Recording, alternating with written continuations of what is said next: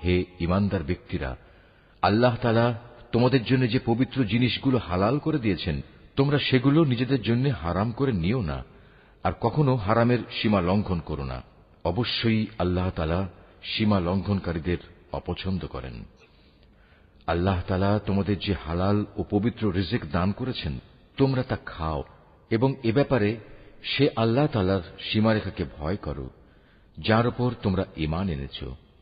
আল্লাহ তাআলা তোমাদের অর্থহীন শপথের জন্য তোমাদের পাকড়াও করবেন না, কিন্তু যে শপথ তোমরা জেনে বুঝে করো তার ব্যাপারে আল্লাহ তাআলা অবশ্যই তোমাদের পাকড়াও করবেন, এবং তার কাফফারা হচ্ছে 10 জন গরীব মিসকিনকে মধ্যম মানের খাবার খাওয়ানো, যা তোমরা সচরাচর নিজেদের পরিবার পরিজনদের খাইয়ে থাকো, কিংবা 10 জন মিসকিনকে পোশাক দান করা, অথবা একজন ক্রীতদাস মুক্ত করে দেয়া।